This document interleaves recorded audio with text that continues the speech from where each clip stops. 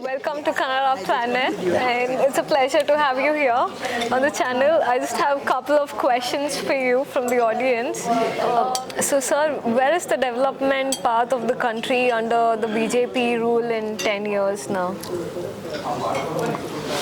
As I said, now we have inequality at a historical high. We have unemployment, especially among the youth, which is again a historical high. We have household savings, which are at a historical low. We have household debt, which is at a historical high. And large tracts of land are now occupied by Chinese. They're sitting on it. No challenge. They're not facing any challenge for that. And if you remember, in 2014, all the 7 SAARC countries were very friendly to India. Today, not a single SAARC country is friendly to India. So you have alienated all the neighborhood. You have allowed Chinese to sit on almost 4,000 square kilometers of our land. Even a small country like Maldives is not in favor of you. They want to throw you out from their country. And every index of whether it be hunger, whether it be corruption, whether it be freedom of expression, press freedom, on everything India is scoring very low ranks. India is also in a huge trouble as far as child malnutrition is concerned, infant mortality is concerned. So where exactly has the development happened? This is the question. The other question is, Modi said that if BJP wins another term, the whole country will develop wonderfully. What is your comment on this? See, every time somebody says that you give me another term, I will develop. What have you done? You were given 2 terms. 10 years is a long time. Stop blaming, Mughals and British and Nehru and all that. Just say, what have you promised in 2014? How much have you implemented in those promises? For instance, now they're going around. I want to know if any of the speeches of the Prime Minister or the main leaders of the party, of the government, say anywhere that we have created this many jobs. We have increased the income of the farmers. We have reduced prices. We have chased Chinese out of the occupied land. Ask them to say that. That's important, isn't it? Because these are the issues that are confronting the nation.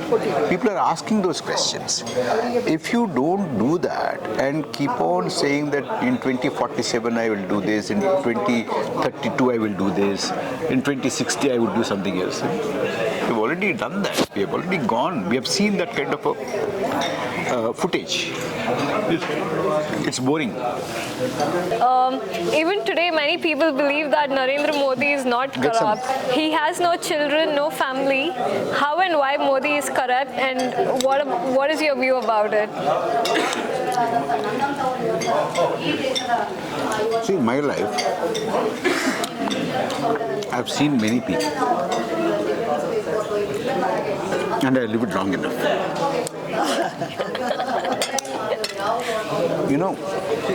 I lived long enough. I've seen many people in my life. People who don't have money, people who don't have needs, don't think only they are greedy and they are corrupt. People who have a lot of money, they want more money. People who don't have any responsibilities also, they want money. That is some kind of a psychological thing. So don't say that, somebody who doesn't have family, he can't be corrupt. Somebody who has family is necessarily corrupt. It's not that. Wow. Okay. Doctor, the party prides itself on being an ultra-nationalist, right? Like, why does that not come to the forefront when it comes to the China incursion? Which means their patriotism is false. See, sometimes what surprises me is that organizations, parties, which had no role in India's independence movement, in fact, which had a record of collaboration with the British, they claim to be patriotic. That is something which is puzzling me. Do you think the power hegemony needs to change to the lesser privileged class, or how will the power dynamics change in the country? See, large sections of our people are still struggling for 2 square meals a day. Employment, nutrition, medical facilities, and even today, large sections of people are still craving for self-respect. So if people don't address this, then the problems will only become more and more serious. See, if you tell me that there are 2 people, one person doesn't approve of inequality, but is not successful in reducing inequality. There's one section. The other section which says that inequality is good, but very competent. I would rather choose somebody who is against inequality but may not be successful in reducing the inequality. But they were trying. I will support them and help them to reduce inequality because ideologically they are against inequality rather than supporting somebody who is for inequality. So, Doctor, there's a fear of atmosphere in the country for those who are aware of the dire situation, and they also feel helpless to a large extent as to how much of a difference they are making. And this fight against fascism or the dictatorship, like how can individuals contribute to this fight? I mean, in the long run or in the short run?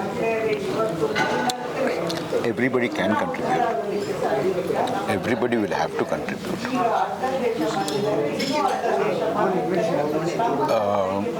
If you now want to know the result and then start working for it, that's not the right way to go about it. You have to